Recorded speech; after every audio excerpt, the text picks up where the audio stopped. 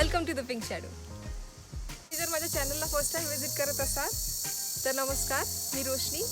हा माझ्या चॅनलचा फर्स्ट व्लॉग असणार. आज आपण आलोय सिंहगडची ट्रेक करायला. मच अवेटेड ट्रिप आहे, तुम्ही चला आमच्यासोबत. आम्ही जेव्हा ट्रेक करायला सुरुवात केली तेव्हा सुरुवातीचा रस्ता बघून आम्हाला वाटलेलं की हे पटकन आणि इझिली होऊन जाईल, पण आपण जसं जसं पुढे जाऊ तसं तुम्ही बघालच की रस्ता थोडा कठीण होत जातोय, थोडा स्टीप होत जातोय.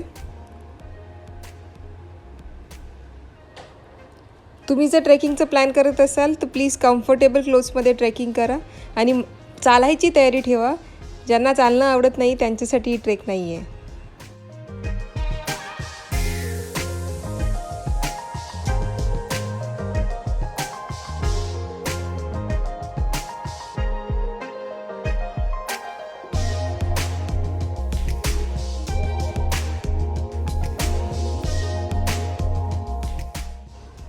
आम्ही जसं जसं वरती चढत गेलोय, वरती गेल्यावर जे व्ह्यूज दिसतात ते वर्थ इट आहेत.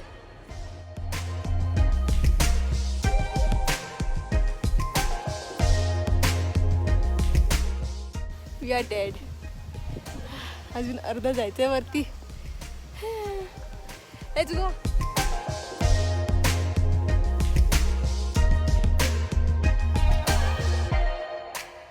ट्रेक करताना आपल्याला बरेचसे स्टॉल्स मिळतात जिथे आपल्याला हायड्रेट व एनर्जेटिक फील करण्यासाठी लिंबू सरबत, काकडी असे खाद्यपदार्थ विकत घेता येतात.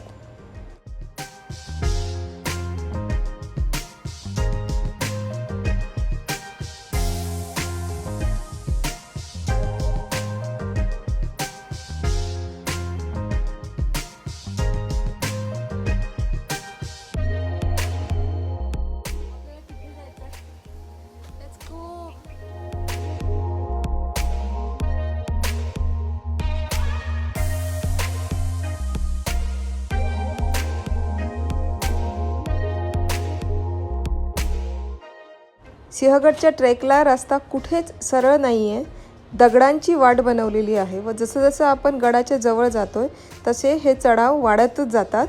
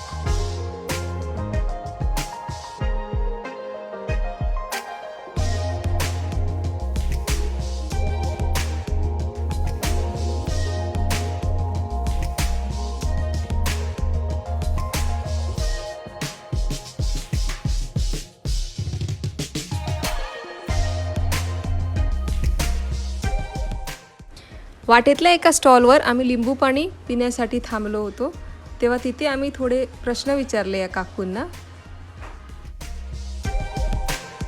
कुठून येता तुम्ही चालत?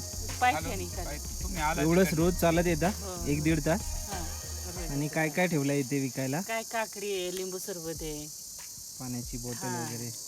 पेरू मग येतं. रोज इथे येऊन जाऊन करता? हो हो येऊन जाऊ. आणि पाणी कसं घेऊन येता? डोक्यावर.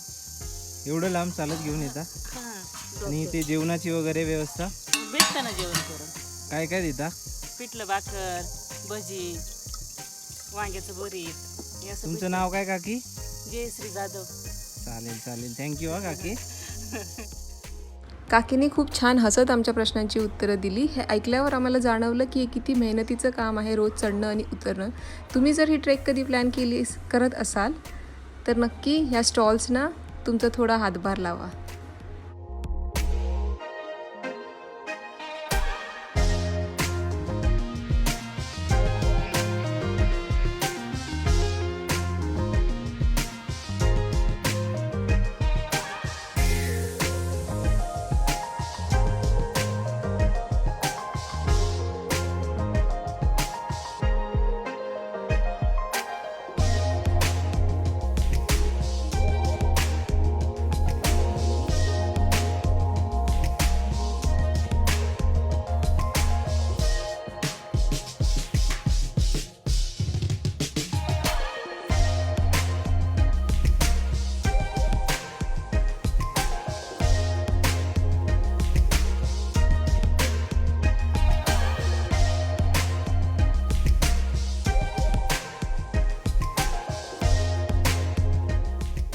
चढताना ही जेव्हा दृश्य डोळ्यांना दिसतात तेव्हा सगळा थकवा दूर होतो.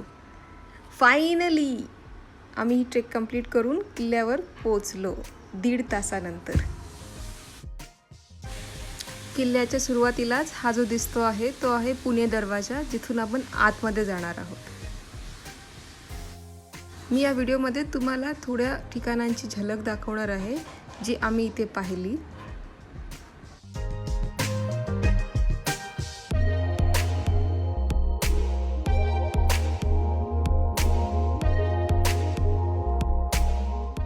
सगळ्यात पहिला आम्ही बघितला हा तोफखाना. असं म्हणतात की सुरुवातीच्या काळात लढाईसाठी लागणारा दारुगोळा इथे ठेवण्यात येत होता.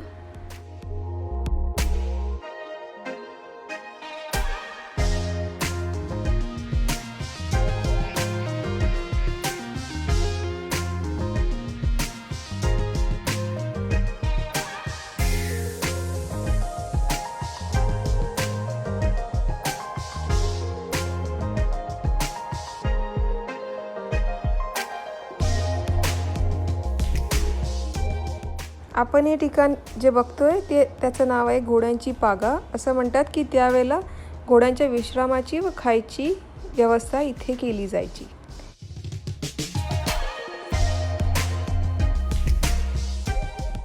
किल्ल्यावर ठिकठिकाणी खाण्याची सोय आहे, पण सध्या पॅन्डेमिकमुळे फक्त एक हॉटेल चालू आहे.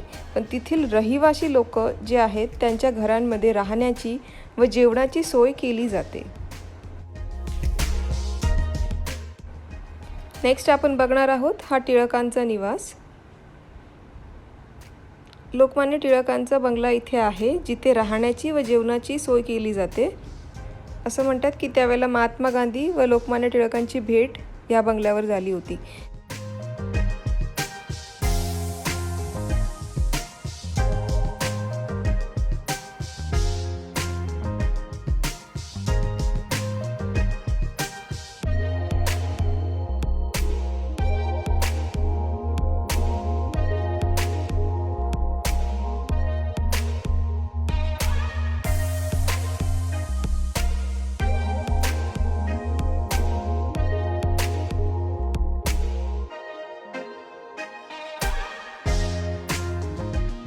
गडावर अनेक मंदिरं आपल्याला बघायला मिळतात. त्यातील एक हे कोंढाणेश्वराचं मंदिर आहे.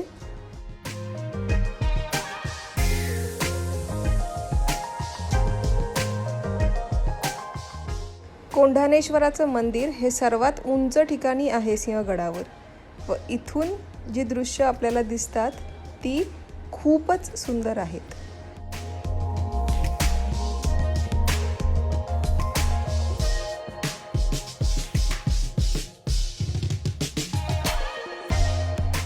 आताच्या व्हिडिओमध्ये आपण बघतोय ते तानाजी मालुसरेंचं स्मारक असलेलं ठिकाण आहे. किल्ल्यावर हे पाण्याचं तळंही बघायला मिळतं. आता जे आपण बघतोय त्या ठिकाणाचं नाव आहे देवटेक. किल्ल्यावर ही अशी एक जागा आहे जिथलं पाणी पिण्यायोग्य आहे. स्वच्छ पाण्याचा झरा इथे वाहताना दिसतो. इथले रहिवासी हे पाणी पिण्यासाठी वापरतात.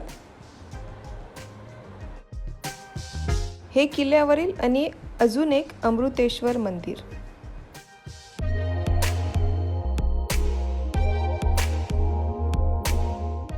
हा जो आपल्याला व्हिडिओमध्ये दिसतोय तो आहे कल्याण दरवाजा. ही आहे किल्ल्यावरील एक तोफ ज्याचे काही अवशेष इथे ठेवण्यात आलेले आहेत.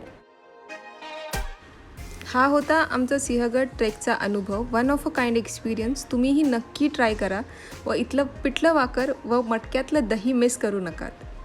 तुम्हाला जर हा व्हिडिओ आवडला असेल तर नक्की लाईक, शेअर आणि सबस्क्राईब करायला विसरू नका. पुन्हा भेटू नेक्स्ट व्हिडिओमध्ये. Bye bye.